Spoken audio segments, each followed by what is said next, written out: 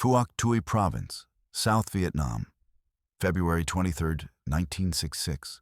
0400 hours, Sergeant Bob "Paddy" Condon pressed himself against the wet bark of a rubber tree, every muscle frozen. 20 meters ahead, a Viet Cong soldier squatted beside the trail, his AK-47 resting across his knees. The VC couldn't see the 5 Australian SAS operators who had tracked his unit for the past 17 hours. He couldn't hear their breathing, masked by the constant drip of morning condensation. He had no idea that death was watching him through the dim pre-dawn light. Condon's patrol, 5 men against what intelligence suggested was a full VC battalion of 300 fighters, had been following this enemy force since yesterday morning. No air support, no artillery on standby, no quick reaction force waiting to extract them if things went wrong. Just 5 Australians, their suppressed weapons, and a mission that seemed designed to get them killed. Track the enemy, identify their base camp, and call in coordinates for a strike. The VC soldier stood, stretched, and walked down the trail. Condon's finger relaxed on his trigger. Not yet. The Australian SAS had learned something in Borneo that the Americans were still figuring out in 1966. In this kind of war, the side that shot first often lost. Patience wasn't just a virtue. It was survival. What Condon didn't know, crouched in that rubber plantation as the sky lightened, was that his patrol's 48-hour hunt would rewrite the tactical playbook for the entire war. The Americans had 180,000 troops in Vietnam, deploying massive search and destroy operations with thousands of soldiers. The Australians had 4,500 men total, and they were about to prove that a different way of fighting could be devastatingly more effective. When the first Australian task force arrived in Phuoc Tuy Province in 1966, American commanders were politely skeptical. The Australians brought 4,500 soldiers to a war where the Americans were deploying divisions. They insisted on operating independently in their own tactical area of responsibility, and they had peculiar ideas about how to fight. The Yanks thought we were crazy, recalled Warrant Officer Reg Beasley, SAS Squadron. They'd send companies out on search and destroy missions, making enough noise to wake the dead. We'd send 5-man patrols who'd spend 3 days tracking a single enemy platoon. The Australian approach originated from hard lessons learned in the Malayan Emergency, 1948-1960, and Borneo Confrontation, 1962-1966. While American doctrine emphasized firepower and attrition, the Australians had developed what they called find, fix, and strike tactics. The difference was profound. Americans searched for the enemy to destroy them immediately. Australians tracked the enemy to understand them first, then destroyed them decisively. We weren't interested in body counts, explained Major Brian Wade, who commanded several SAS operations in 1966. We wanted to know where the enemy lived, how they moved, where they got their supplies. You can't kill an organization by shooting individual soldiers. You kill it by destroying its infrastructure. The SAS, Australian Special Air Service Regiment, epitomized this philosophy. Formed in 1957 and modeled after the British SAS, these soldiers underwent selection processes so brutal that 80% of volunteers failed. Those who passed learned tracking, survival, silent killing, and most importantly, patience. Each SAS patrol consisted of 5 men: patrol commander, medic, signaler, and 2 scouts. They carried 7 days of rations, minimal ammunition, and radio equipment. No grenades, too loud. No laws or heavy weapons, too heavy. Just suppressed rifles, survival skills, and an uncanny ability to move through jungle without leaving a trace. American officers initially viewed this as quaint. General William Westmoreland's strategy relied on large unit operations. Companies, battalions, even entire divisions sweeping through suspected enemy areas. The body count was the metric that mattered. More kills meant progress. The Australians saw the flaw immediately. You can't kill your way to victory against an enemy who doesn't care about casualties, noted Lieutenant Colonel David Thompson, commander of the SAS squadron. The VC would trade 10 lives for one of ours and consider it a bargain. You had to make them afraid to operate, period. By early 1966, the Americans had been fighting in Vietnam for over a year with mixed results. Large operations killed hundreds of VC but rarely secured lasting control of territory. The enemy simply vanished, waited, and returned. The Australian SAS proposed a different experiment. What if you could track the enemy so effectively they couldn't hide? What if you turned the hunters into the hunted? The Australian approach to Vietnam grew from a decade of jungle warfare experience that most American units lacked. In Malaya, Australian and British forces had defeated a communist insurgency by mastering the environment rather than overwhelming it with firepower. Malaya taught us that the jungle wasn't the enemy. It was a tool, explained Sergeant Terry O'Farrell, who served in both conflicts. Learn to move through it silently, and you own it. The enemy becomes blind while you can see everything. The SAS squadron that deployed to Vietnam in 1966 brought these lessons as doctrine. Their training regime was exhaustive. 6-month selection courses where candidates navigated jungle terrain for weeks with minimal rations, practiced tracking until they could identify individual enemy soldiers by their footprints, and learned to remain concealed mere meters from enemy patrols. The 5-man patrol structure itself was revolutionary. American squads typically numbered 10 to 12 men. Enough firepower to fight, but too many for true stealth. The Australians calculated that 5 was the optimal number. Small enough to remain undetected, large enough to survive brief contact, and perfectly sized for the tactical flexibility required in close quarters tracking. Each patrol member had specialized skills. The commander made tactical decisions and handled mission planning. The medic carried medical supplies that could sustain the patrol for a week without resupply. The signaler maintained communications with base, critical when you were 20 kilometers deep in enemy territory. The 2 scouts, typically the most experienced soldiers, read the jungle like a language. Broken branches meant enemy movement. Disturbed leaf litter indicated how many passed and when. The smell of cooking fires or cigarettes revealed enemy positions. Their weapons reflected this philosophy. While American infantry carried M16 rifles firing at 700 to 900 rounds per minute, SAS patrols used suppressed weapons, modified rifles that reduced muzzle reports to barely audible whispers. They fired single shots only, aimed with obsessive precision. You don't spray and pray when you're outnumbered 50 to 1, noted Corporal Peter Doc Kelly, patrol medic. Every shot has to count, and every shot has to be silent. By February 1966, the SAS squadron had conducted preliminary reconnaissance patrols around their base at Nui Dat.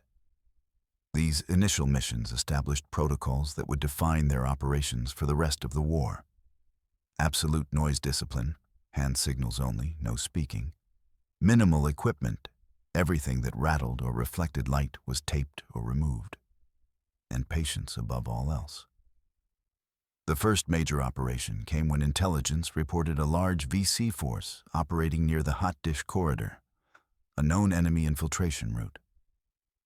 Previous American operations had swept through the area with battalion-strength forces, found nothing, and withdrawn. The Australians decided to try something different. Send a single 5-man patrol to track the VC for as long as necessary, no matter where they went or how long it took. February 20, 1966. 0600 hours, Sergeant Condon's patrol inserted by helicopter into a clearing 8 kilometers from the suspected VC location. Within minutes of the Huey's departure, they had vanished into the jungle. 5 men moving in single file, 10 meters apart, each step placed deliberately to avoid snapping twigs or rustling vegetation. By mid-morning, they found the trail, a footpath beaten down by hundreds of feet, fresh enough that Condon could see where mud hadn't yet dried in deeper impressions. "We counted boot prints for 20 minutes, he recalled years later. Different tread patterns, different sizes. This wasn't a platoon, this was a battalion on the move. The patrol followed, not on the trail itself, that was suicide, but parallel to it, moving through jungles so thick they sometimes covered only 500 meters in an hour. Scout Bob "Smoky" Dawson led, reading the trail while simultaneously scanning for ambushes. Behind him, the patrol moved like ghosts. At 1400 hours, they heard voices. Dawson's raised fist froze the patrol instantly. Ahead, through gaps in foliage, they could see a VC rest area. 30 to 40 soldiers lying in hammocks, cleaning weapons, cooking rice. The patrol melted into the undergrowth and waited. For 3 hours, they watched from 15 meters away, close enough to hear conversations, noting unit insignia and weapons types. As dusk approached, the VC force assembled and moved north. The patrol followed. Night tracking is among the most difficult military skills. You can't use flashlights. You can't move quickly. Every sense strains to maintain contact without revealing your position. The SAS soldiers had trained for this in Australia's harshest terrain, but training never fully prepared you for tracking 300 armed enemy soldiers through pitch-black jungle. "You followed by sound, mostly," explained Dawson. The clink of equipment, voices calling to each other, the smell of cigarettes. Sometimes you got so close you could reach out and touch the last man in their column. You had to trust your mates behind you were tracking you the same way. At 2300 hours, the VC force stopped. Condon's patrol heard the sounds of a camp being established. Sentries posted, fighting positions dug, equipment stored. The patrol found a position 100 meters away, close enough to observe, far enough to avoid detection, and settled in for the night. They took turns on watch in 2-hour rotations. No one slept deeply. At any moment, a wandering VC sentry could stumble onto them. At 300 hours, Corporal Tim Fisher, on watch, heard footsteps approaching. A VC soldier walked within 3 meters of their position, urinated, and walked back.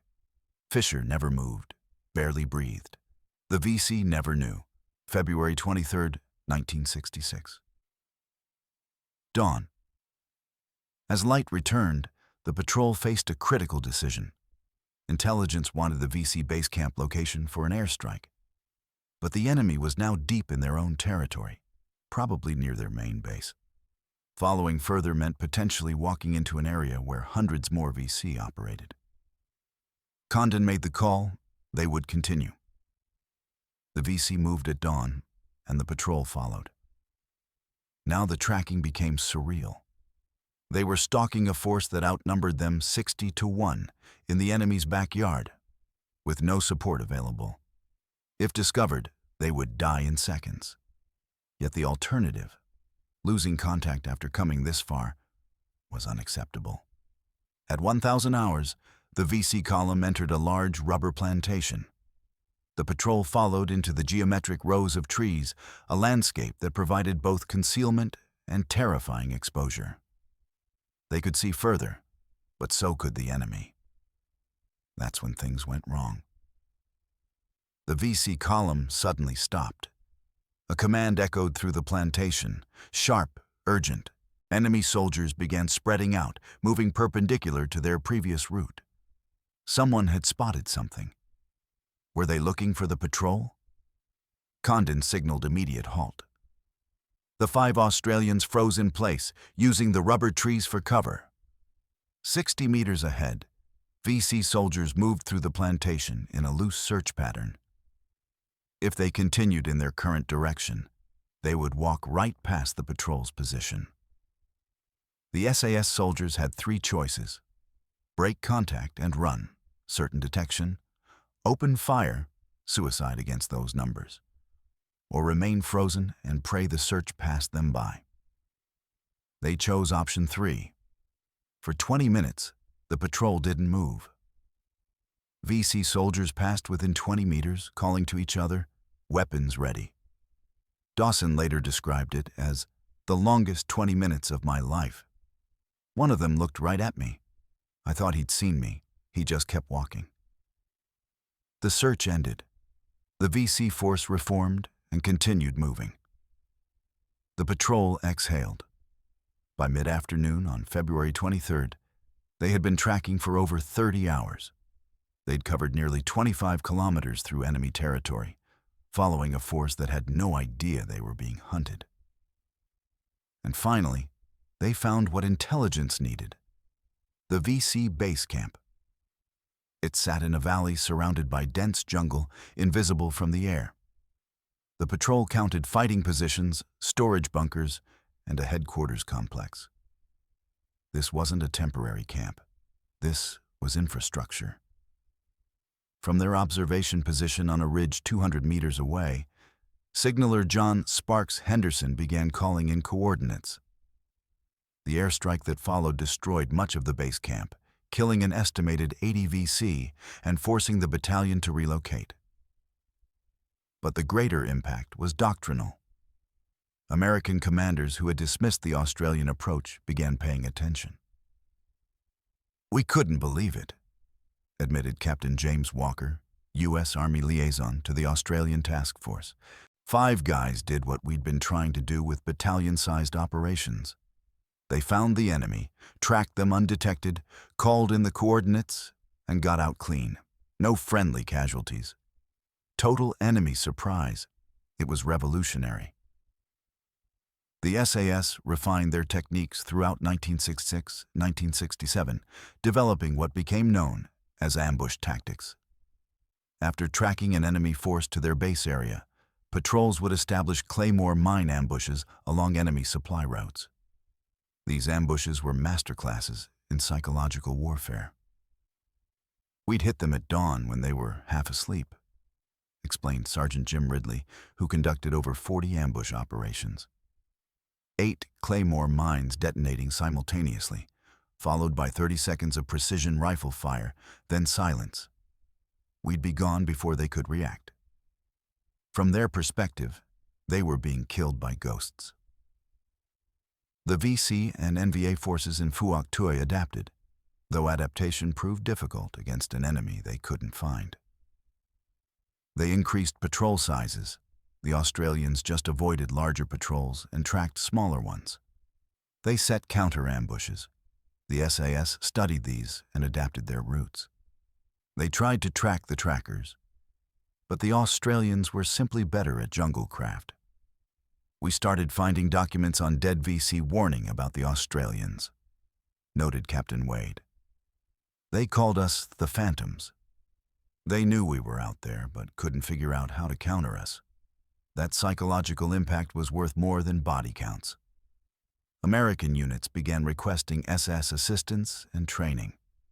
Some U.S. Special Forces teams adopted similar techniques, though implementing the doctrine Army-wide proved impossible. The Australian approach required extensive training, smaller unit sizes, and a willingness to prioritize intelligence over immediate combat. Concepts that conflicted with American operational tempo and rotation policies. The most significant adaptation was the Australians' intelligence-driven targeting. Rather than random sweeps, every SAS patrol had specific intelligence objectives. Identify this supply cache, locate that headquarters, track this particular enemy unit. They built a comprehensive intelligence picture of enemy operations in Phuoc Tuy that far exceeded what American forces achieved in most provinces. "We knew the enemy's routines better than they did," boasted Lieutenant Ken Thompson. "We knew which trails they used, when they moved, where they camped. We could predict their movements because we'd been watching them for months." The Viet Cong responded with increasing paranoia. Documents captured later in the war showed that VC units in Phuoc Tuy faced standing orders to avoid certain areas, never stay in one location more than 2 nights, and maintain constant security, all because of SAS operations. The psychological impact was immeasurable. By 1967-1968, the Australian SAS squadron had conducted over 1,200 patrol days in enemy territory, engaged in 60-plus contacts, and suffered remarkably few casualties. 3 killed in action compared to an estimated 500-plus enemy KIA. Their intelligence provided targeting data for countless airstrikes and artillery missions. The statistics were staggering. SAS patrols achieved kill ratios exceeding 100.1 while operating in small teams deep in enemy territory. They found more enemy base camps, supply caches, and headquarters complexes than entire American divisions. Australian-controlled Phuoc Tuy province became one of the most secure provinces in South Vietnam, not through overwhelming force, but through relentless tracking and intelligence-driven operations. "We made the VC afraid to operate openly," explained Warrant Officer Harry Williams. "They knew that if they moved, we might be watching. If they camped, we might be calling in coordinates. That fear was our greatest weapon." Yet here lay the profound paradox. The Australian approach worked brilliantly at the tactical and operational level, but couldn't win the strategic war. Phuoc Tuy province was secured, but Vietnam as a whole was not. The SAS proved that patient, intelligent, small unit operations could dominate an insurgent enemy. But Australia only had 4,500 troops total in Vietnam. Scaling such operations across the entire country would have required the Americans to completely restructure their forces, training, and doctrine. "We showed them a better way, but they couldn't implement it," noted Colonel Thompson with a hint of frustration. The American military machine was built for conventional warfare. Divisions, corps, massive firepower. You can't just flip a switch and turn that into small unit counterinsurgency. The institutional inertia was too great. The Tet Offensive in January 1968 reinforced this paradox. In Phuoc Tuy province, Australian intelligence had tracked enemy preparations for weeks. When the offensive came, they were ready and defeated it quickly. In the rest of Vietnam, the Americans were caught by surprise. Tactical excellence in one province couldn't compensate for strategic failure across the country. Moreover, the Australian approach required something the Americans never had: time. SAS soldiers trained for years before deployment. They served longer tours and built institutional knowledge. American soldiers did one-year tours and left just as they'd mastered the environment. You can't teach junglecraft in 12 months. The last Australian combat troops left Vietnam in 1972, having lost 521 killed in action, proportionally far fewer than American losses. The SAS squadron returned home with its reputation enhanced. They had proven that insurgencies could be fought and won through intelligence, patience, and superior fieldcraft. "We didn't lose Vietnam," reflected Sergeant Condon decades later. "We just couldn't save it alone." The lessons from that 48-hour hunt in February 1966, and hundreds of patrols like it, influenced counterinsurgency doctrine for decades. British and Australian forces applied these tactics in later conflicts. American Special Operations Forces incorporated many techniques into their training. The fundamental principles: understand your enemy before you fight them, prioritize intelligence over firepower, accept that patience is a weapon, became counterinsurgency orthodoxy. Yet the broader lesson remains sobering. Tactical excellence cannot overcome strategic incoherence. The Australian SAS showed that a different way of fighting was possible and effective. They proved that small, highly trained units conducting intelligent operations could achieve far more than large formations blundering through the jungle. They demonstrated that in counterinsurgency warfare, the side that best understands the human terrain wins. But in the end, as Condon's patrol learned during that 48-hour hunt, you can stalk the enemy perfectly, strike with devastating precision, and still watched the war slip away, because the enemy's center of gravity wasn't on the battlefield at all. It was in the political will to outlast you. The rubber trees in Phuoc Tuy province still stand, silent witnesses to patrols that once moved through them like ghosts, hunting an enemy who never knew they were there until it was too late. 5 men against a battalion, patience against numbers, intelligence against ideology. The hunt they pioneered changed tactical warfare forever, even as the war itself was lost.